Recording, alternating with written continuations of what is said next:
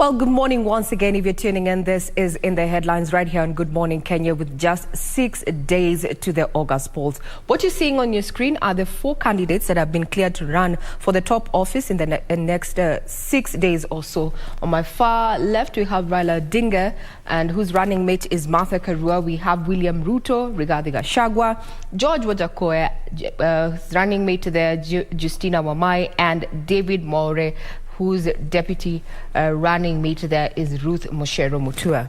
Over the last few weeks, we've been going through their manifestos, what they intend to do for Kenyans if they ascend to power in the next 6 days. And what has come out from what analysts have said is that these manifestos have clearly been entrenched in matters of economic recovery. Remember, as a country where we are still reeling from the post-COVID situation there, and the government, the current government that is in power, has been working on economic recovery, but based on building back better. And we have seen this totally come out in the 4 manifestos respectively. We're going to be talking about manifestos in the course of the next broadcast, but for now, those are the 4. Raila Odinga, William Ruto, George Wajakoya, and David More eyeing the top seat come August 9th, which is just about 6 days away. Now, what is difference between 2022 and 2017? 5 years apart, and definitely there have been changes, especially in regard to the number of Kenyans who are expected to cast their ballot on August 9th. Let's just first look at what happened and the numbers that we got in 2017. There you go. So in 2017, which is the latest election before the one that we are walking to, which is just 6 days away, this is what we had. We had 19,605,895 Kenyans registered to vote actually, and the valid votes that were managed during this time 5 years ago was just 15,177,409. And the results are as is.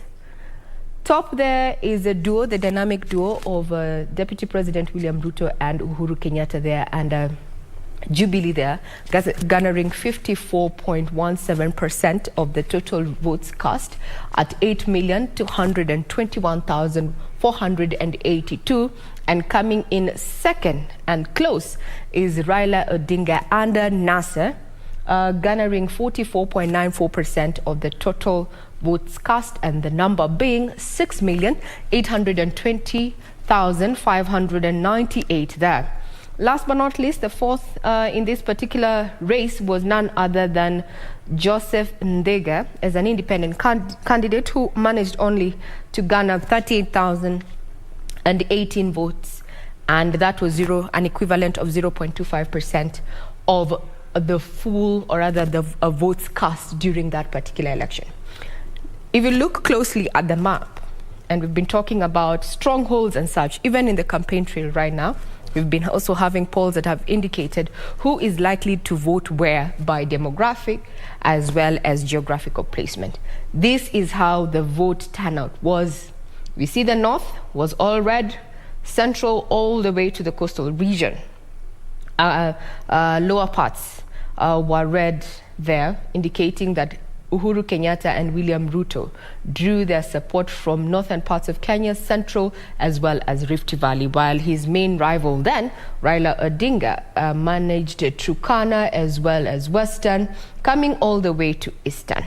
We can't see quite who voted for Joseph Ndega, but I'd want us to focus on the top 2 because they heavily feature on what is going to be happening in 2022. Why?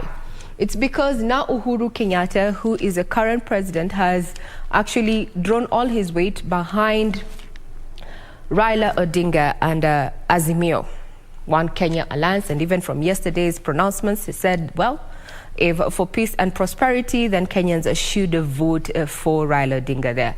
And going further to say, and looking back at March 2018, when the infamous handshake came into power. Just to remind you, we have 4 candidates set for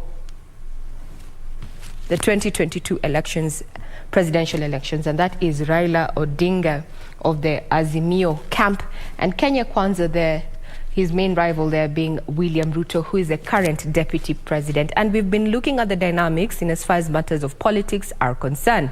Away from politics, with just 6 days to go, is IEBC ready to conduct a free and fair election? Going by what they had to say at the Bomas, which is going to be accounting as a national tallying center, IEBC has an enormous task ahead. Why? From the numbers that we saw in 2017, looking at 19 million plus who had registered to vote, and only 15 million actually took to the ballot in 2017, there's been an increase of at least 13.08% in as far as registered voters are concerned, with the number coming to 22,120,458 Kenyans who have registered to participate in the polls that are just but 6 days away. This 13% increase has also led to the increase of the polling stations, with now IEBC having 46,233 polling stations that should be manned not just by IEBC officials but also police. And in a quick update is that also IEBC is going to be deploying officers and police to Migingo Island.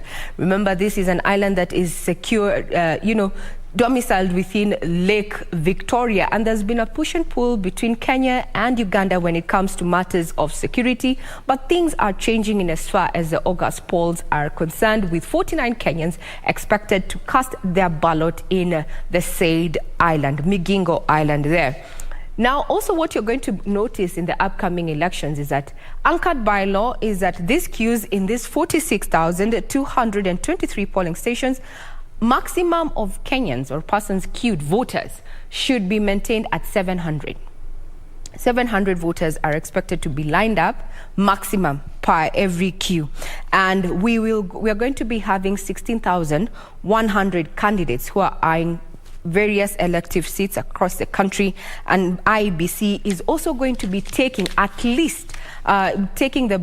ballots to at least 12 foreign countries to enable the over 10,000 Kenyans who have registered to participate in the current elections from the diaspora to take part in this particular election. They will not be voting for MCAs or even women rep or senator or governor. The diaspora vote is going to be primarily focused on the presidential candidates. And these are the 4 who have been cleared by the IEBC to take part in the presidential race that is just but 6 days away. And also the prison vote is only going to be for the 4.